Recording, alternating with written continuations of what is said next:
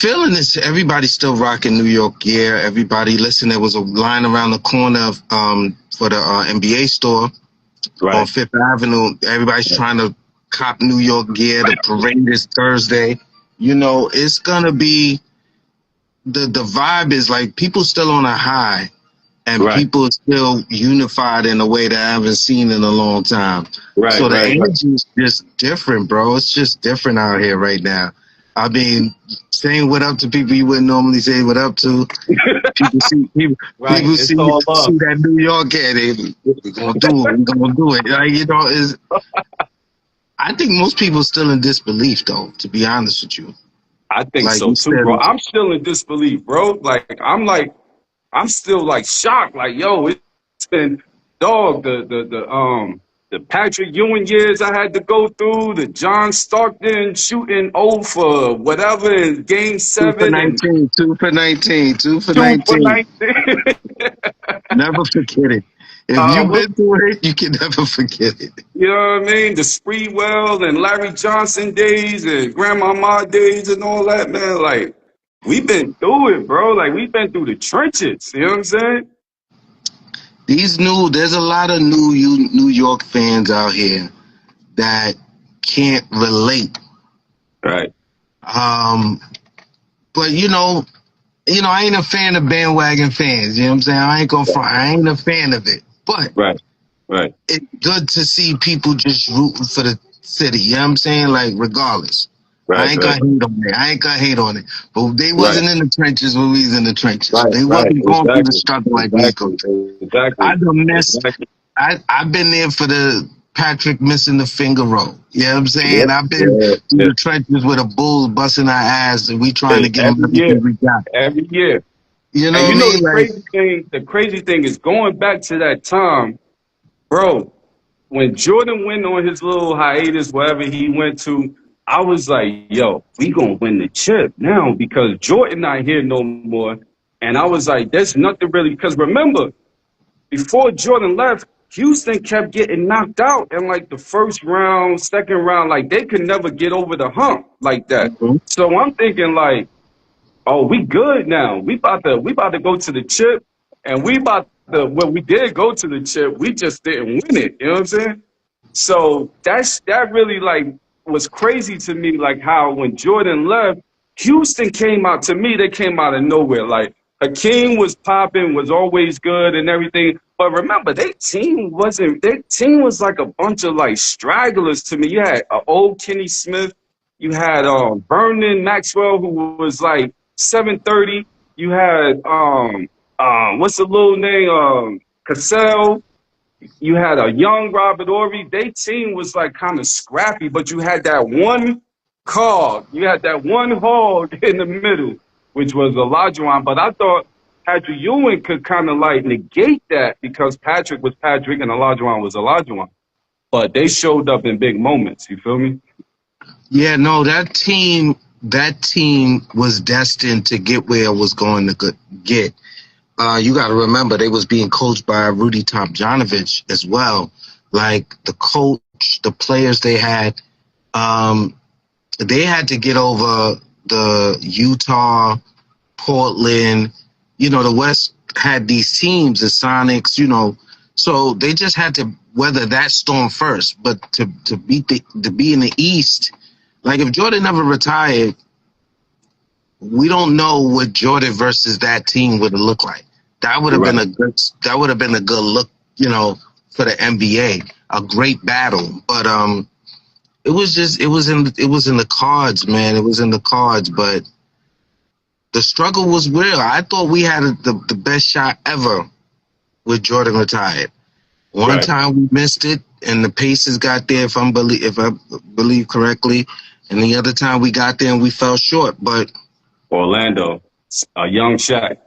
yeah, it's Young Shaq. That's what it was. Yeah. So I don't know, man. Listen, it's like everything happens for a reason. We know that, and then we finally get to where we at now, where we listen. And I think this is the biggest part of that is that Starks and Ewing gets rings Right. for the championship. because they staff. I heard Dolan say he giving rings to everybody. Dolan said even the wives, the mistresses, the girlfriends, they getting rings. Listen, man, as much as he invested in this team for as long as he's been the owner, this is it for him. Like, if we Right, don't make it for another 25 years, man, right. Dolan solidified as an owner. Brunson never paying for another meal in New York City ever again. Never, never. Like, Jose Alvarado gonna be eating bacon, egg, and cheese for his rest of his life in Right, Washington Heights right, and everything. right. So it's like the one thing missing from New York City was a New York Knicks championship. We That done was it. seen the Giants, we done That seen the was it. Yankees. Yeah, This was it. This right. was it. Well, We super I mean, solidified. the Jets maybe, but I don't know how long that's. Ain't nobody praying that hard for a Jets. That's like saying the Nets. We got to get the Nets and the The Jets. net, the net, No, the Jets. no. If that happens, it happens. But ain't nobody, bro. I cried for an hour after these niggas won, bro. Right, right, right, right. I was still in disbelief. I'm just like, yo, I can't believe we Yeah, finally did it. Finally, like, yo, it's crazy. But Deplano, let's get into some basketball. Let's talk a little Knicks, a little Spurs, talk a little bit of free agency coming up too. Um, okay. so the Knicks going into this finals, everybody was talking about how the Knicks is gonna get swept.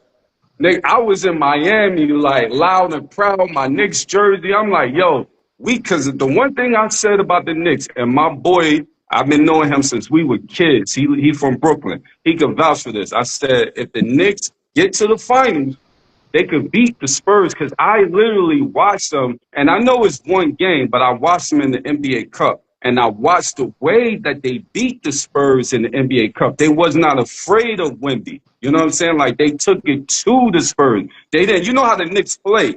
They didn't play scared. And I said that, this is what I said to my boy. I said, the reason why OKC can't beat the Spurs is that Chet is afraid of Wemby.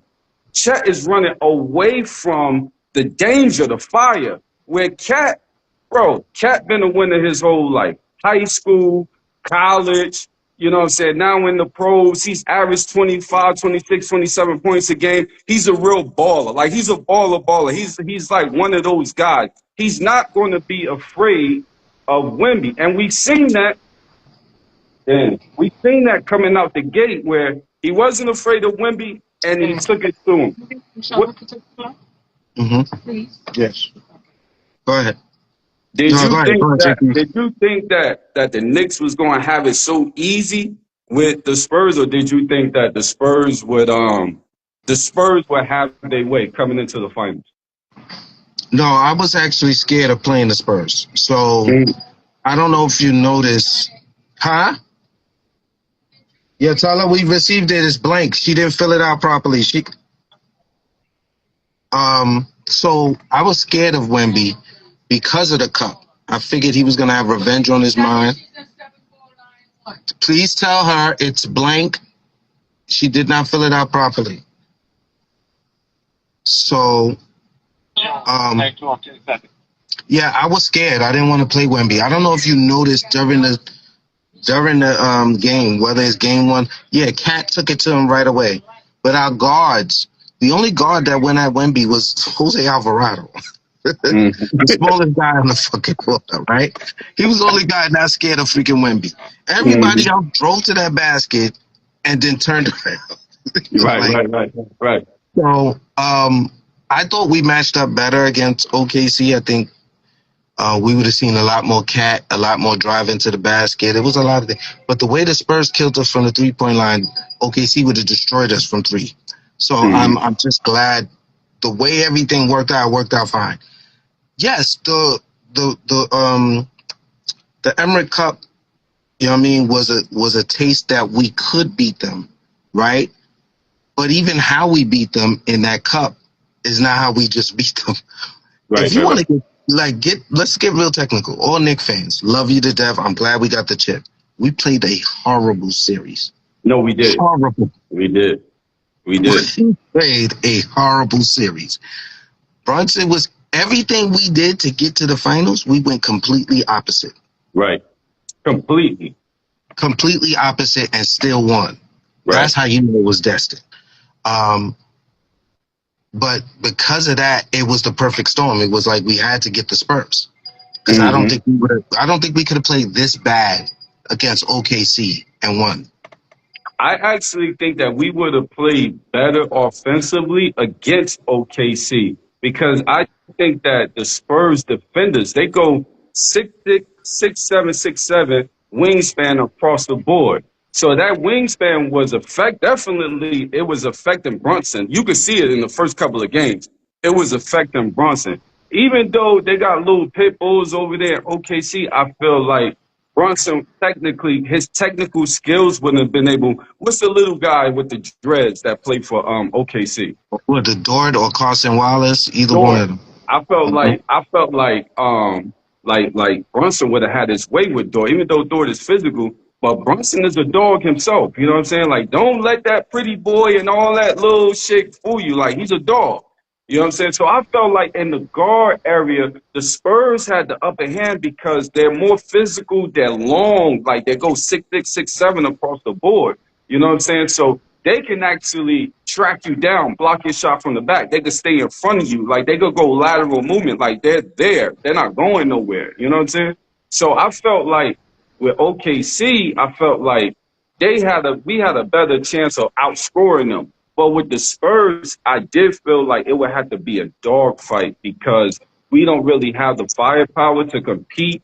You know what I mean with their perimeter defense. I thought their perimeter defense, but I didn't think that Wemby was going to be a major factor. Of course, Wemby going to get his, but I thought that our bigs would step up to the plate and not be afraid to play. You know what I'm saying? Yeah, so you're absolutely right. If you pay attention to the series, even the best player, the MVP, struggled a lot against the Spurs because of the defense and the length. He dribbled that ball nonstop. Was one of my pet peeves watching the series. We went from a very fluid offense where the ball was moving, cat at the top of the key, passing, he driving, a very decisive offense till he's just dribbling, and he wasn't going nowhere. We got to keep it a stack. But outside of the clutch performances in the fourth quarter, it was tough for Brunson. It was tough for Brunson this whole series. Their defenders are no joke, which is why if OG don't show up in most of those games, if Bridges don't step it up in this game, if we don't get a timely shot from Alvarado or Shamit or Clarkson, and we could go on and on. Everybody had a moment, Right. but we played poorly. We did not even play that well.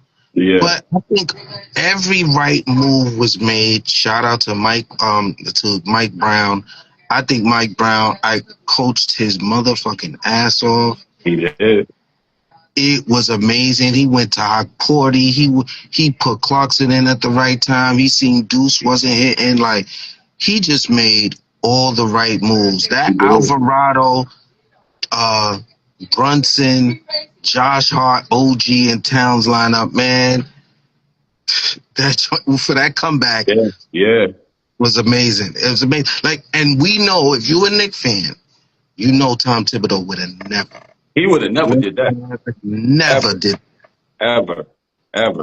And I think, and to be honest with you, that's why they brought Coach Brown in, was because he would play the bench. He would go deep into his bench. I got to be honest with you. The bench played horrible in the finals. I mean, terrible. Landry Fields, I had so many conversations with my peoples. Like, Landry Fields is just sucking it. Why you calling him Landry Fields, though? What's his name? You got me thinking about old Knick players. What's his name? Landry Shamet. I'm like, yo, you got me thinking about old Knick players. And we know how bad Landry Fields was. That's and Landry Fields was terrible. Put some respect on that man's name. Landry Don't call Fields him was no Landry. horrible. Landry Fields had like a good half a season one year, but he was like Yeah, and that horrible. was just because he was good defensively. That man couldn't buy a bucket to He save couldn't his buy life. he couldn't buy a bucket. But Landry Shamet, like Alvarado played decent, you know what I mean? Like for his size or whatever, I ain't taking nothing from him. You know what I mean? Like he got that dog in him. But the rest of those guys, like going forward, the Plano, I don't know what the Knicks is going to do about this team, but they're going to have to do something about this team because you can't always rely on Brunson. You can't always rely on Cat. Like, I like the Brunson, Cat, OG scenario. I like them three. But outside of them three, bro, Bridges, he's too hot and cold for me. I'm sorry. I'm not a Bridges fan at all. I don't care if he did whatever in the fight. I'm not a fan of Mikal Bridges. And everybody else on that team, bro, really need to probably find another home. I could keep Alvarado because I like the dog in him, but the Knicks is going to have to do something about this bench, and they're going to have to bring in some firepower for because it's not going to be easy, bro. Trying to repeat, it's not going to be easy. And as you've seen the last 7, 8 years, we have different NBA Finals winners. The last 7, 8 years, we haven't had the back to back. I am a big fan. I'm a big fan of back to back. If we could get a three-peat, that's my thing. I love that shit. Like that shit. Because I like history. I like to look back in time and be like, yo, nobody can fuck with this team. Nobody can fuck with the first Jordan three-peat, the second Jordan three-peat, the Lakers in the 80s or whatever. I love those teams. But now we got 1 year here and 1 year there and 1 year there. And the teams are so good. There's so many great players. You've seen it in the NBA Finals. The Spurs literally got like 12 players that could be fucking starters. You know what I'm saying? So the NBA is doing so well with talent. I don't know going forward what the hell we gonna do. What's your So thoughts on it? because this is live and it will be posted later for people to comment. I'm gonna put this out there for all Knicks fans. First, we gotta release the trauma. We done made it, right? So we made it and we succeeded. So now we gotta let go of the trauma that we've carried for so many years. With that being with that being said, I want to put this in perspective. The way I've been able to get people to fall a little bit back into reality is doing this. I asked them from top to bottom, who's the number one option from the starting lineup, right? Who's the number one option to the fifth option, right? Now I'm going to answer this question because just so to put it in perspective for people. So Brunson's the first option. Towns is the second option. The third option is OG. Then it's Bridges, and then it's Hart. So my problem is that we expect way too much from a fourth option. Right. In Mikal Bridges, and we can't even name, nobody in the NBA can name another fourth option in which you expect as much as you expect out of Mikal Bridges. Mikal Right. Bridges is also a flow player. So he's always moving. You have to catch him in his motion in order for him to be effective. We do a lot of ISO ball when somebody else is not working well. This is why when Cat became the focal of the offense, he catch Hart, Bridges, cutting, slicing, moving, right? And he started to get a lot of assists. We don't need to do anything with this team. We absolutely need. Obviously, we're gonna have to replenish the bench because we're gonna lose some players. We're gonna be in the second apron. It's a lot of money we've spent.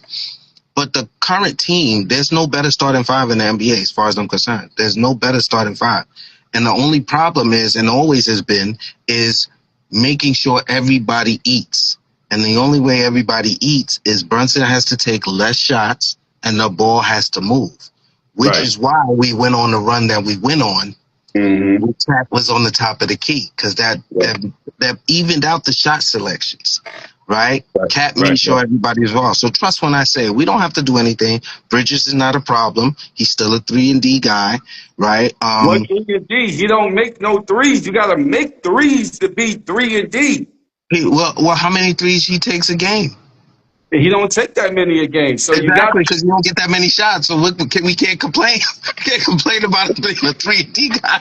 He ain't taking no I'll be a shots. 3-and-D. He doesn't even take threes. You know, listen. I'm going to give you a Mikal Bridges jersey because listen, we won in 5 and fucked them 5 picks. All right, and so I'm getting you a Yeah, Mikal Bridges jersey. Yeah, people right. got to cut him some slack. You know what I mean? But listen, Game 5, he the only other guy really showed up. Yeah, Let's keep it a stat. He was the only one looked like he was ready to close out that game. You know it's what I true. mean? It is It's what it true. is. Now let me ask you this: like, how did you feel? Because the cat at the perimeter started. I think when we went down 1-2, or it was 2-2, or something like that with Atlanta. I can't remember exactly. But Hmm. how did you? What was? Well, how did you like when Coach Brown brought Cat up to the perimeter and basically opened up the whole floor for everybody to eat? Like, what was going on in your mind when he made I, that I, decision? I thought it was genius, and I don't know if you remember this if you was paying attention, but the last 4 games of the season, it was about the last 4 games of the season.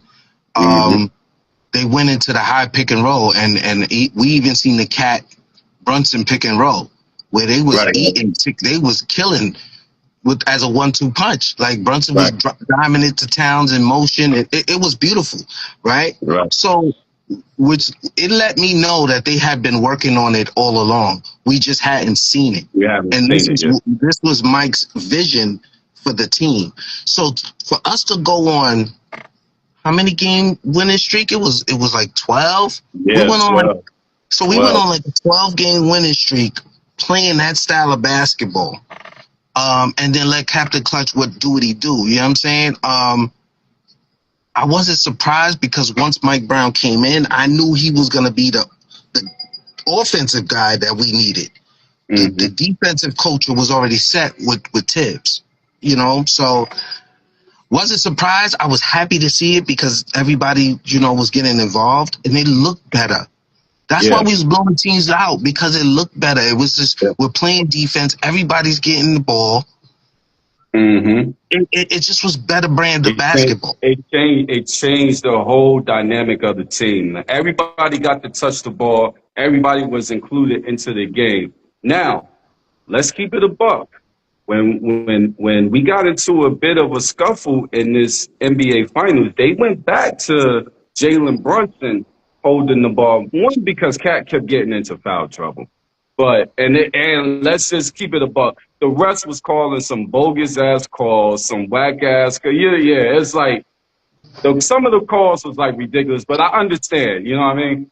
But Brunson went back to the top of the top of the key and working the pick and roll and the 1-on-1 type of stuff. But they were. I love that. I love that motion with Cat at the top and everybody else is running around and doing their thing. And Cat was just boom, boom, boom. I mean, he was finding players left and right, left and right. But when the time came, the MVP, the motherfucking king of New York, got the ball, and I mean, he literally just like, you know what? I'm gonna destroy this. I felt like in Game 5, the Plano, I felt like Brunson said, "Yo, enough is enough. We not going back to New York. We going back to New York, but you're not." You know what I'm saying? We're going back to New York to celebrate. I don't want to hear no more of this. I'm finishing it. This is it. Game over. You know what I mean? I felt like he had that moment. You know what I mean? Yes, he definitely had that moment. I think what Brunson made us all realize um is that we all you every team needs that guy. Mm-hmm. It don't matter how fluid the offense is. When the game's on the line, you need a guy you could go to that could go get you 10 straight buckets and close out the game. Close the game up. So, as much as I loved what I was seeing throughout the playoffs, he put us on his back, especially Game 5. And I have no complaints. He was absolutely, positively determined to win this series and close it out. And Right. he brought it home. He brought it home. I have no complaints. Yeah. And it does make me feel better as a Knick fan watching. I don't know if you got to see him on Scott Van Pelt. Mike Brown interviewed on on SportsCenter with Scott Van Pelt, and Scott Van Pelt mentioned this, and Mike Brown said, "Yeah, we had to change the offense," and I told Brunson, "Go win us this game." Right. So it made me feel better to know that Brunson didn't just go rogue, that Right. he was given the green light Right. to take it upon himself to win it for us. So, But at least he did it efficiently. He did it well. right. No complaints. No complaints. Right. Yeah. Let's talk a little bit about the Spurs, man. The Spurs, they coming back next year, bro. They not going nowhere. And with Wemby in the middle, you got Castle, you got Vassell, you got Champagne, who's from Brooklyn. He might be celebrating right now too. He might be celebrating. But you got Champagne. Actually, Castle is from Queens too. Um, Yeah. you got that whole team, and you got the big Harper's from man. Jersey. I think Harper's from Jersey. Harper's from Jersey. You're right. Harper's from Jersey. So with this team going forward, like, what does it look like for you? You think coming out the West? You think they could come out the West again? I know everybody's saying, "Oh, Wemby, he got a lot of championships. He's gonna win." I don't really look at it like that, especially in the West. I think depending on where Giannis goes, I think that depends on, to me. If Giannis goes to the West, I feel like whoever Giannis go to, they're gonna win. I agree. Again, we got to wait till the Giannis piece moves. Once the Giannis piece moves, it's going to change the complexity of everything in the West. But if Giannis stays in the East, right? If Giannis stays in the East, it will be the Spurs and OKC for the foreseeable future. 1-2 in the Western Conference Finals. They will either always meet, or one of them is going to be there and be in the finals. I don't see any other team beating them right now. Mhm. All the teams that need to make a major move, I'll say Denver, I'll say Minnesota, Houston, any of these teams that has a possibility to beat the Spurs or OKC has to Mhm. tweak it in a way that is going to be super beneficial. And one of those moves might be the Giannis move. It Right. might be the Giannis move. But listen, bottom line is, the Spurs are tight. Wemby is tight. They definitely outplayed us in this entire series. They Mhm. just didn't have the maturity, the coaching to close it properly. They buckled under the pressure. It is what it is. Right. But we're going to see a different animal next year. We're going to see a different animal Now, next year. now let me say this, Deplano, because I felt like watching those games. I felt like Wemby was doing too much to me. He would be out at the 3-point line guarding Brunson. If the ball passed, he's running down back into the paint. He's running all to the corners. Like, yo, bro, play your lane. You know what I'm saying? Rely on your defense on the back end to cover. Switch. You can't guard Brunson. Like, dude, you need to switch off of Brunson. Why are you guarding? I felt like he wanted it so bad and he was so thirsty that he was just doing way too much. All you got to do is play your role. You know what I'm saying? Find your man, play your man. He's all over the damn place. That's why he was tiring out so much. I agree. I agree. No disagreement here. All you can say is that young man had the enthusiasm, right? He wanted it so bad. He wanted to do everything. If it was up to him, he would have 12 blocks, 20 rebounds, Right. right? And 34 points. But he's going to understand he's going to have to pace himself and pick and choose his spots. You know what I mean? He's going to understand that. But this Laws, you could tell at that podium, man, he was tight, and he's gonna make sure to come back with a vengeance next season. I don't know about that, Delano. I really don't know about that because the NBA is deep, bro, and the West is deep. And remember, the only reason why they beat OKC is because OKC was missing two of their best players. And one of their players that came off the bench, he was turning into a star. Like he was dropping jewels on the court. I mean, he was AJ Mitchell. That's his name. He was turning into a star, and then they lost they two guard. So they ain't have two of their best players. Like, let's be real. You need No, okay. no, Listen. Let me they say still this. lose. You need your two guard who's averaging 20 points a game, Deplano. You need him.